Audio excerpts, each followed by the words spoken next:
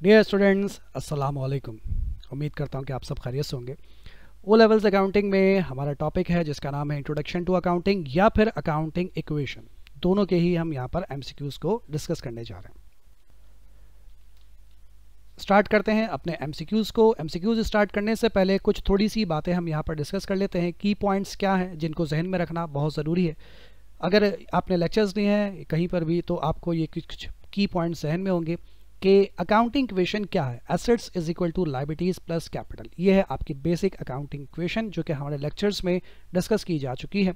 और इसके अगर हम ऑल्टरनेट टर्म्स देखें, मतलब इसको अगर हम इसको ऑल्टरनेट इसकी इक्वेशंस देखते हैं तो वो क्या बन सकती हैं। Liabilities is equal to assets minus capital, यानी लाइबिलिटीज़ को यहाँ रखा, कैपिटल को उठाकर अगर मैं यहाँ लेकर आ जाऊँ तो एसेट्स में से कैपिटल क्या हो जाएंगे, माइनस हो जाएंगे, बिल्कुल ऐसे। और इसकी एक और अल्टरनेट टर्म क्या बन सकती है, यानी कि इक्वेशन क्या बन सकती है, capital is equal to assets minus liabilities, यानी कैपिटल को यहीं छोड़ दीजिए और लाइबिलिटीज़ को उठाकर यहाँ लेकर आ जाइए तो assets minus liabilities is equal to capital.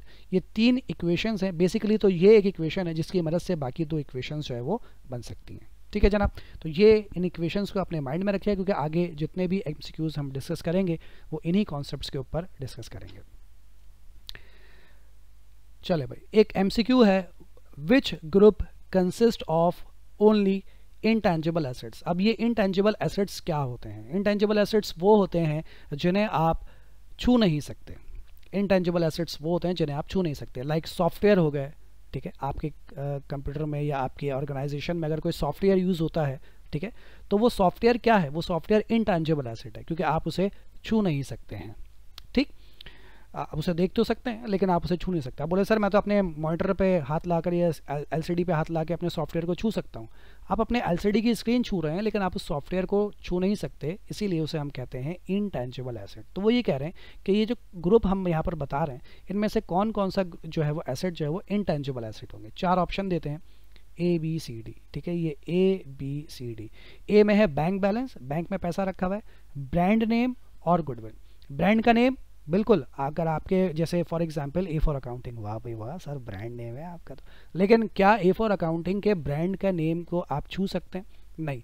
वो अगर किसी पेपर पे लिखा हुआ है तो आप पेपर छू रहे हैं, वो अगर किसी बोर्ड पर लिखा हुआ तो आप बोर्ड छू रहे हैं, लेकिन आप उस ब्रांड के नेम को नहीं छू सकते हैं। सही है। गुडविल, गुडविल का मतलब किसी के नाम की वैल्यू। ए फॉर अकाउंटिंग के नाम की अगर कोई वैल्यू है, अगर कोई वैल्यू है, इन केस मैं एक बात कर रहा हूँ, तो अगर कोई वैल्यू है तो उस वैल्यू को भी आप छू नहीं सकते। तो ये दोनों तो हो गए intangible asset. But bank balance, मेरे बैंक में अगर पैसा रखा हुआ है तो पैसा तो कैश है, विड्रॉ कर सकते हैं, आप उसे छू सकते हैं, तो वो फिजिकली एग्जिस्ट करता है, तो वो इंटेंजिबल में नहीं आता। फिर यहाँ पर अगला पढ़िए, तो यहाँ पर पहले ही लफ्ज़ लिखा हुआ है बैंक बैलेंस, आगे सर पढ़ना बेकार है सर, ये इनटेंजिबल हो गया। ठीक, अच्छा, उसके बाद है ब्रांड नेम। ठीक है, इसकी बात हो चुकी है। गुडविल, ठीक है, इसकी बात भी हो चुकी है, दोनों इंटेंजिबल है। अब है ट्रेडमार्क्स। ट्रेडमार्क क्या होता है? ट्रेडमार्क का मतलब ये होता है कि फॉर एग्जांपल कि आपने कोई फार्मूला बनाया, कोई डिज़ाइन आपने बनाया, फार्मूला कोई मतलब कोई मेडिसिन बनाई, मेडिसिन के लिए फार्मूला चाहिए होता है, तो वो आपने फार्मूला बनाया, या आपने कोई डिज़ाइन बनाया गाड़ी का या किसी भी चीज़ का, तो उस फार्मूले या डिज़ाइन को जब आप बनाते हैं और अपने नाम पर रजिस्टर्ड करवा लेते हैं तो उसे हम कहते हैं ट्रेडमार्क। तो क्या वो फॉर्मूला और डिज़ाइन जो आपने बनाया है क्या वो आप छू सकते हैं? नहीं छू सकते। अगर कोई फॉर्मूला बनाते हैं तो फॉर्मूला आपने बनाया और उस फॉर्मूले से आपने मेडिसिन बना ली, मेडिसिन को छू सकते हैं बट आप उस फॉर्मूले को नहीं छू सकते हैं। तो ये भी क्या हुआ? इंटेंजिबल। तो ये तीनों क्या है? इंटेंजिबल है। तो करेक्ट ऑप्शन क्या नजर आ रहा है इसमें हमें? Option number C. ठीक है, option C. Which is an intangible asset, इनमें से क्या इंटेंजिबल है? ओके, अब तो मेरे ख्याल से आपको बात समझ में आ गई। क्या इंटेंजिबल है इसमें? बिल्डिंग इंटेंजिबल नहीं है, गुडविल, हाँ जी, गुडविल जो है वो इंटेंजिबल है क्योंकि गुडविल का मतलब होता है किसी के नाम की वैल्यू, और नाम की वैल्यू को आप छू नहीं सकते, तो इसीलिए हम इसे कहते हैं intangible asset. Option B correct answer. ठीक, फिर आ गया which item is a liability. अब लाइबिलिटी की बात हो रही है। अच्छा भाई, लाइबिलिटी भी हम पढ़ चुके हैं, उम्मीद है आपको याद होगा। ये चार ऑप्शन दिए हुए हैं। Accrued interest on loan to employ. Accrued के मायने होते हैं कि ड्यू है। अब ड्यू के दो मायने होते हैं, या तो पैसा लेना है या पैसा देना है। आपने एम्प्लॉय को लोन दिया है, ठीक है, तो उस पर इंटरेस्ट है। फॉर एग्जांपल आपने एम्प्लॉय को कहा कि भाई ये आपको मैंने $50,000 का लोन दिया है, अब आप इस $50,000 पे ऊपर मुझे $1,000 इंटरेस्ट भी देंगे, $1,000 आप मुझे इंटरेस्ट भी देंगे, तो आप उससे इंटरेस्ट लेंगे या उसको इंटरेस्ट देंगे? तो इसका जवाब होगा कि अगर मैंने अपने एम्प्लॉय को लोन दिया है, मैं अपने एम्प्लॉय से लोन लूँगा नहीं, एम्प्लॉय को लोन दूंगा। तो अगर मैंने उसे लोन दिया है तो उस पर इंटरेस्ट भी मैं उससे लूँगा। तो अगर इंटरेस्ट मैं उससे लूँगा तो क्या ये मेरे लिए लायबिलिटी है? नहीं सर, ये तो रिसीवेबल हुआ, ये तो मेरे लिए एसेट हो गया। ठीक है, तो ये लायबिलिटी नहीं है। Insurance premium paid in advance, आपने इंश्योरेंस के पैसे किसी को एडवांस में दे दिए, लो भाई, तो क्या ये आप पर लायबिलिटी हुई? नहीं सर, ये तो हमारा एसेट हो गया, क्योंकि हमने उसे पैसे एडवांस में दिए हुए हैं, उस पर हमारा हक है, उस समय फ्यूचर में बेनिफिट मिलेगा, वो हमारे लिए एसेट हो गया। ठीक है, अच्छा, उसके बाद है rent receivable paid in advance. ठीक है, अब यहां पर इससे मुराद क्या है? रेंट रिसीवेबल, पहले इसको पढ़िएगा। रेंट रिसीवेबल, हमें किसी से रेंट लेना है, ठीक है, फॉर एग्जाम्पल हमने अपनी जगह किसी को किराए पर दिया है, तो हमें उससे रेंट लेना है, लेकिन हमें जिससे रेंट लेना है उस भाई साहब ने पेड इन एडवांस वो रेंट हमें पहले ही दे दिया। लो भाई, महीना ख़त्म होने से पहले उसने बोला भाई मेरे पास मेरे घर नहीं आना, ये लो मैंने तुम्हें एडवांस में रेंट दे दिया। तो हमने उससे एडवांस में रेंट रिसीव कर लिया, जो रेंट हमें उससे लेना था वो उस शख्स ने हमें एडवांस में दे दिया। अगर कोई हमें एडवांस में रेंट दे देता है तो वो हमारे लिए क्या है? वो हमारे लिए लायबिलिटी है। कैसे लायबिलिटी है? कि अगर आप मुझे फ़ीस बोले सर मैं हर महीने आपको नहीं दे सकता, आप एक काम करें, आप ये मुझसे पूरे 10 महीने की 11 महीने की फ़ीस एक साल एडवांस में ले लें, तो मैंने आपसे एडवांस में ले ली। अब जो पैसे मैं आपसे एडवांस में ले चुका हूँ और लेक्चर रिकॉर्ड नहीं किए, लेक्चर प्रोवाइड नहीं करता, तो वो मेरे लिए क्या है? मेरे लिए लायबिलिटी है, जिम्मेदारी है मुझ पर कि भाई मुझे आपको 11 महीने 10 महीने तक लेक्चर्स प्रोवाइड करने हैं, जिम्मेदारी हो गई। और अगर लेक्चर प्रोवाइड ना कर सकूँ तो आपको आपके पैसे वापस करूँ, तो ये मेरे लिए क्या है? लायबिलिटी है। तो rent receivable paid in advance क्या है हमारे लिए? लायबिलिटी है। Option C correct answer. ठीक है भाई। Which component of statement of financial position do description 1, 2 and 3 relate to? Finance and other resources that have been provided by the owner, money owed for goods supplied, unpaid expenses and loan made to the business, property owned by the business, amounts owed by the customer, unsold goods and money in the bank। और अच्छा, इसके बाद तो option आ गए, ये 4 option है। Asset, capital, liabilities, asset, liabilities, capital और capital, asset, liabilities. अच्छा, वो ये कह रहे हैं कि नीचे ये जो हमने 3 पॉइंट्स दिए हैं, जैसे पहला point finance and other resources that have been provided by the owner. ठीक है, चौथा ऑप्शन भी आ गया, पहले चौथा ऑप्शन भी पढ़ लेते हैं। अच्छा, तो ये पहला ऑप्शन ये था, तो जरा पहले मैं 3 ऑप्शन देखे थे। पहले ये कह रहे हैं कि finance and other resources that have been provide by the owner, यानी कि मालिक कारोबार में जो कुछ भी प्रोवाइड करता है वो क्या है।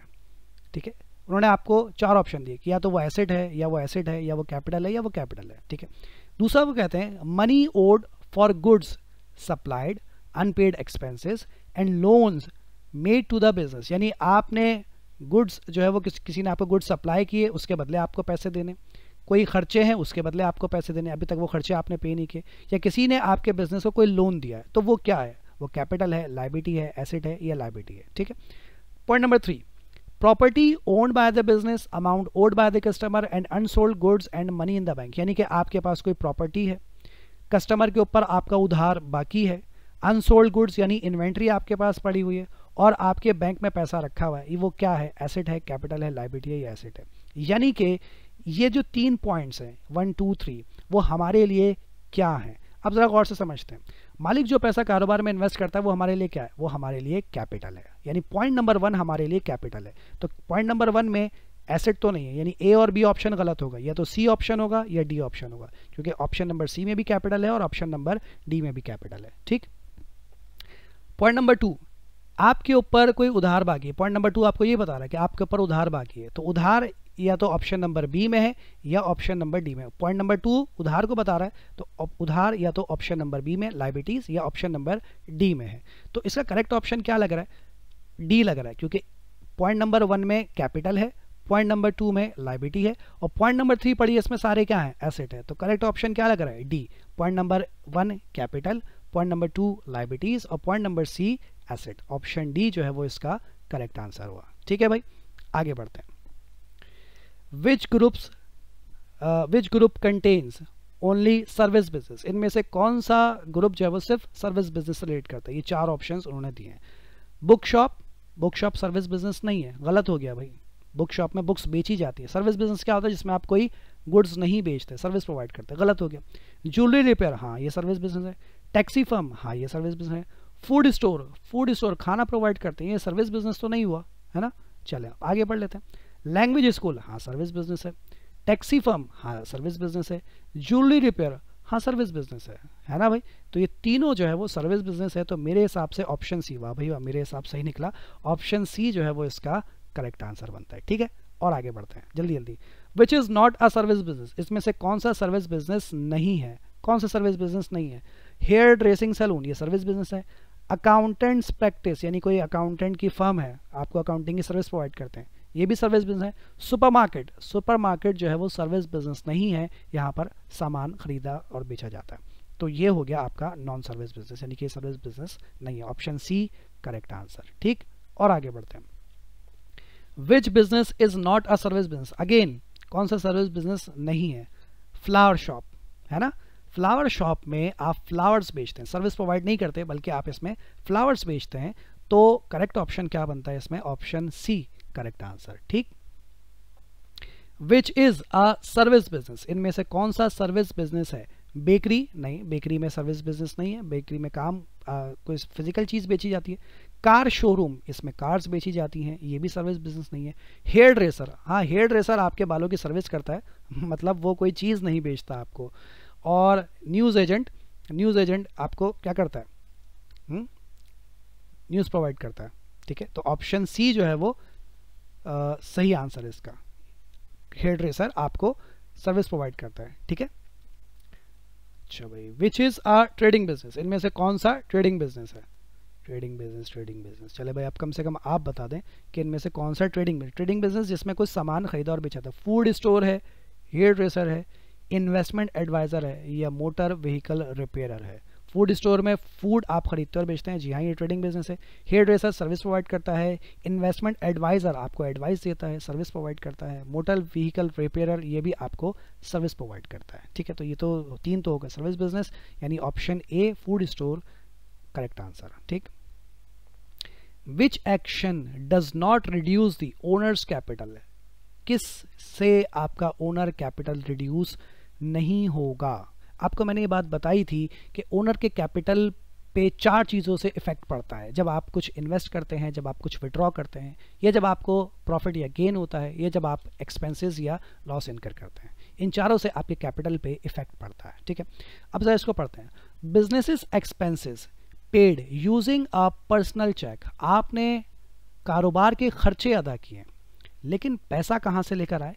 पैसा आपने घर से, यानी कोई आपका पर्सनल अकाउंट है, कारोबार का नहीं है, आपका बेगम का अकाउंट था, आपने वहां से पैसे निकालकर कारोबार के खर्चे अदा किए। तो इसका मतलब क्या हुआ? इसका मतलब ये हुआ कि आपने अपना ज़ाती पैसा मजीद कारोबार में लगाया, यही मतलब हुआ ना। इसको यूं समझ लीजिए कि आपने घर गए, घर से पैसा लेकर आए और पैसा लाकर कारोबार में रखा, और फिर कारोबार में रखने के बाद फिर आपने उन पैसों से कारोबार के खर्चे अदा कर दिए। तो वो यही कहना चाह रहे हैं कि आपने कारोबार के खर्चे अदा किए, लेकिन पैसा कारोबार से नहीं निकाला, बल्कि पैसा आप घर से लेकर आए।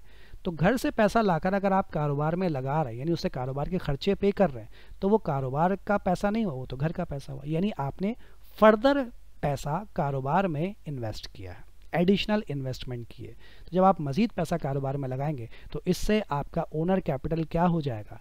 इंक्रीज हो जाएगा।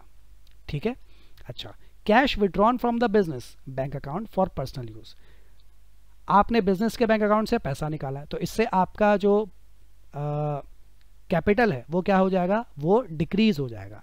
ठीक है, goods taken from inventory for personal use, आपने बिजनेस से गुड्स कारोबार के लिए, पर्सनल यूज़ के लिए कारोबार से गुड्स निकाली हैं। मैंने आपको बात बताई थी कि जब आप कोई भी एसेट कारोबार से विड्रॉ करेंगे, तो देखिए यहाँ पर कैश विड्रॉ कर रहे हैं, कैश क्या है? एसेट है।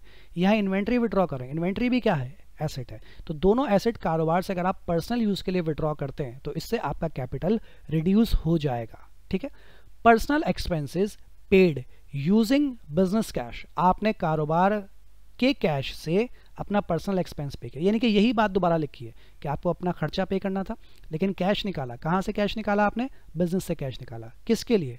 पर्सनल यूज़ के लिए। तो यही बात दोबारा लिखी है कि आपने बिजनेस के कैश से यानी बिजनेस से कैश निकाला ज़ाती इस्तेमाल के लिए, यहाँ पर भी बिजनेस से कैश निकाला ज़ाती इस्तेमाल के लिए, यहाँ पर भी एसेट निकाला ज़ाती इस्तेमाल के लिए। तो इन तीनों से आपका कैपिटल क्या होगा, रिड्यूस हो जाएगा। लेकिन इससे आपका कैपिटल रिड्यूस नहीं होगा, बल्कि इससे आपका कैपिटल इंक्रीज हो जाएगा। रीज़न कि आपने घर से पैसा लाकर कारोबार में लगाया है, तो इससे आपका कैपिटल क्या होगा, इंक्रीज होगा। पॉइंट नंबर ए, वो ये कह रहे थे किससे आपका कैपिटल रिड्यूस नहीं होगा, तो ऑप्शन ए जो है वो इसका करेक्ट आंसर बनता है। ठीक है भाई, और आगे बढ़ते हैं। A trader supplied the following information at her year end। एक कोई ट्रेडर इन्होंने अपने साल के आखिर पे कुछ इन्फॉर्मेशन प्रोवाइड की है, ये इसको देख लेते हैं भाई। ठीक है भाई, ये बहुत सारी बातें यहाँ पर लिखी हुई है, ABCD 4 ऑप्शन भी दिए हुए हैं। ये नॉन करंट एसेट है, ये इन्वेंट्री है, ये ट्रेड रिसीवेबल है, ये कैश एट बैंक डेबिट में है, ये ट्रेड पेबल है। व्हाट वाज हर यानी व्हाट वाज ट्रेडर्स कैपिटल, इनका कैपिटल कितना होगा, ये 4 ऑप्शन दिए हुए हैं। ठीक है भाई, ज़रा इधर देखते हैं हम। एसेट्स कौन कौन से, नॉन करंट एसेट ये भी एसेट है, इन्वेंट्री ये भी एसेट है, ट्रेड रिसीवेबल ये भी एसेट है, कैश एट बैंक ये भी एसेट है। ठीक है, तो 1 2 3 4 ये चारों क्या है, एसेट है। तो 1 2 3 4 इन चारों को प्लस कर लीजिए, आपके पास क्या आ जाएंगे, एसेट्स। 5180 के हमारे पास क्या बन जाते हैं, एसेट्स बन जाते हैं। अब क्या है, ट्रेड पेबल, लाइबिलिटी है। ट्रेड पेबल क्या है, लाइबिलिटी है। लाइबिलिटी एक ही है, $280 की। क्या मालूम करने का उन्होंने आपसे, कैपिटल मालूम करने के लिए कहा। कैपिटल के लिए हमने शुरू में एक इक्वेशन डिस्कस की थी, एसेट्स माइनस लाइबिलिटीज। कैपिटल कैसे मालूम करेंगे, एसेट्स में से लाइबिलिटीज को माइनस कर दीजिए। अब देखिए एसेट्स कितने हैं, 5180 और लाइबिलिटीज कितनी है, 280। सिंपली इन दोनों को आपस में माइनस कर दीजिए, आपको क्या मालूम हो जाएगा, कैपिटल। अब इसे सॉल्व कीजिए, मुझे नहीं पता क्या आंसर है, मेरे ख्याल से $4900 बनता है इसका आंसर। चेक कर लीजिएगा भाई, क्योंकि मेरे पास कैलकुलेटर नहीं है। तो मेरे हिसाब से जी हाँ, बिल्कुल करेक्ट ऑप्शन बनता है $4900। ठीक है, और आगे बढ़ते हैं। अगेन कुछ इसी तरीके का सवाल मौजूद है, ये इसके 4 ऑप्शन दिए हुए हैं, बिल्कुल सेम इसी तरीके का सवाल है। इसमें एसेट कौन कौन से, ये एसेट है। ठीक है, amount owing by credit customer यानी कस्टमर के ऊपर हमारा उधार बाकी है, यानी ट्रेड रिसीवेबल ये भी एसेट है। Amount owing to credit supplier, अब ये है ट्रेड पेबल, सप्लायर जिससे हमने सामान खरीदा यानी हमें उसे पैसा देना है, हमें उसे पैसा देना है, ट्रेड पेबल है।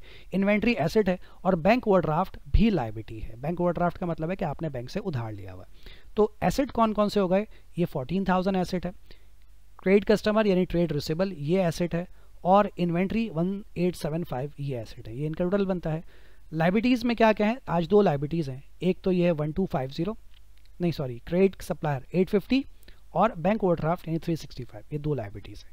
ये एसेट हो गए, ये लाइबिलिटी हो गए। अगेन कैपिटल मालूम करना है, इनको आपस में माइनस कर दीजिए एसेट में से लाइबिलिटीज़ को, तो आपके पास कैपिटल आ जाएगा भाई, पता नहीं कितना आएगा, 151 पता नहीं कितना आ रहा है भाई, चेक कर लीजिएगा। 17125 में से 1215 को माइनस कीजिए तो 15910 ऐसा कुछ आएगा, 15910 मेरे हिसाब से यार ऑप्शन सी। ओह क्या बात है भाई, ऑप्शन सी करेक्ट आंसर। ठीक है भाई, और आगे बढ़ते हैं। Okay, a trader has capital 24,400. His non-current assets are 16,100. His current liabilities are 4,500. There are no current liabilities. Sorry, there are no current liabilities. हाँ सही है. Sorry, no non-current liabilities. What is the amount of his current asset? ठीक है भाई, 4 option उन्होंने हमें दिए हैं। अच्छा भाई, थोड़ी सी कैलकुलेशन कर लेते हैं। लाइबिलिटीज़ कितनी है, 4,500। टोटल लाइबिलिटी यही है, क्योंकि करंट लाइबिलिटी यही है और नॉन करंट कोई है नहीं, तो यही हमारी टोटल लाइबिलिटीज़ हैं। कितनी है, 4,500। ठीक है, अच्छा कैपिटल बताया गया, कैपिटल कितना है, 24,400। ये कैपिटल आ गया मेरे पास, ये लाइबिलिटीज़ है। ठीक है, और ये कैपिटल है। अकाउंटिंग इक्वेशन क्या है, assets is equal to liabilities plus capital. अगर मैं लाइबिलिटीज़ में कैपिटल को प्लस कर दूं, इन दोनों को प्लस कर दूं, तो मेरे पास क्या आ जाएंगे, एसेट्स आ जाएंगे। तो ज़रा इनको प्लस करके देखता हूँ, इन दोनों को प्लस कर दीजिए, मेरे पास एसेट आ गए $28,900 के, मेरे पास क्या हो गए, एसेट हो गए। ये क्या है, ये तो है मेरे पास एसेट। अच्छा, एसेट 2 तरह के होते हैं, करंट एसेट और नॉन करंट एसेट। अब यहाँ पर लिखा हुआ है कि ये आपके एसेट हैं, यानी टोटल एसेट है। ये इक्वेशन में तो यही लिखा हुआ है कि ये एसेट है, यानी इसमें करंट एसेट भी शामिल है और इसमें नॉन करंट एसेट भी शामिल है। अब वो ये कहते हैं करंट एसेट कितने हैं, 16,100, सॉरी नॉन करंट एसेट, बार बार आंखें कमज़ोर हो गई। ये है हमारे नॉन करंट एसेट, कितने हैं, 16,100। यानी इन एसेट्स में 16,100 के नॉन करंट एसेट इंक्लूड हैं। अगर मैं इसमें से ये नॉन करंट एसेट निकाल दूँ, 28,900 में से ये 16,100 के नॉन करंट एसेट अगर मैं निकाल दूँ तो बाकी कौन से एसेट कहलाएंगे मेरे करंट एसेट, और वो यही पूछ रहे हैं कि आपके करंट एसेट क्या होंगे। तो इन दोनों को आपस में माइनस कर दीजिए, मेरे ख्याल से ये 12,700 बनता है, 12,800 कुछ ऐसा, हाँ 12,800। ऑप्शन सी करेक्ट आंसर है इसका, ये मेरे हिसाब से बनता है, बाकी आप चेक कर लीजिएगा। ठीक है भाई। अच्छा, तो मैं उम्मीद करता हूं कि यहाँ तक तो आपको एमसीक्यूज जो है वो समझ में आ गए। थोड़ा सा और आगे बढ़ते हैं। Which formula may be use for accounting equation, accounting equation के लिए कौन सा फार्मूला आप यूज़ करते हैं। ये 4 ऑप्शन दिए हैं, ठीक है, तो कौन सा फॉर्मूला सही है। Asset is equal to owners equity minus liability, क्या ये सही है। एसेट में से asset is equal to owners equity minus liability, गलत है, ऑप्शन 1 गलत है, क्योंकि ओनर्स इक्विटी यानी कैपिटल में लायबिलिटी प्लस होता है। Liabilities is equal to asset minus owners equity, हाँ जी ये सही है। लायबिलिटीज में से, लायबिलिटीज कैसे आती है, एसेट में से जब आप ओनर्स इक्विटी को माइनस करेंगे तो लायबिलिटीज आएंगी, ऑप्शन 2 सही है। ओनर्स इक्विटी कैसे आती है, एसेट प्लस लायबिलिटीज, गलत है। एसेट में से लायबिलिटी को माइनस करेंगे तो ओनर्स इक्विटी आएगी, ये गलत है। Owners equity plus liabilities is equal to asset, बिल्कुल सही है। ओनर्स इक्विटी में लायबिलिटी को प्लस करेंगे तो एसेट आ जाएंगे, यानी ऑप्शन 2 और ऑप्शन 4 सही है, यानी ऑप्शन सी जो है वो सही लग रहा है। ये देखिए तीनों इक्वेशन यहाँ पर बता दी गई। Asset is equal to liability plus capital, ऐसा कुछ है, जी हाँ, asset is equal to liabilities plus capital, ये सही है। Liability is equal to asset minus capital, liability is equal to asset minus capital, ये दोनों सही हैं। Capital is equal to asset minus liability, capital is equal to asset plus liability कर रहे हैं, माइनस नहीं कर रहे, तो ये ऑप्शन गलत है और ये भी ऑप्शन गलत है। सही जनाब, तो ऑप्शन 2 और ऑप्शन 4 सही है, यानी कि ऑप्शन सी इसका करेक्ट आंसर है। ठीक है भाई, ओके भाई, फिलहाल आज के लिए हम इतना रखेंगे। बहुत शुक्रिया आपका कि आपने मुझे बर्दाश्त किया। फिलहाल आज के लिए इतना रखेंगे, उसके बकिया एमसीक्यूज इंशाल्लाह हम बाद में डिस्कस करेंगे। तब तक के लिए अपना ख्याल रखिएगा, टेक केयर, अल्लाह हाफिज़।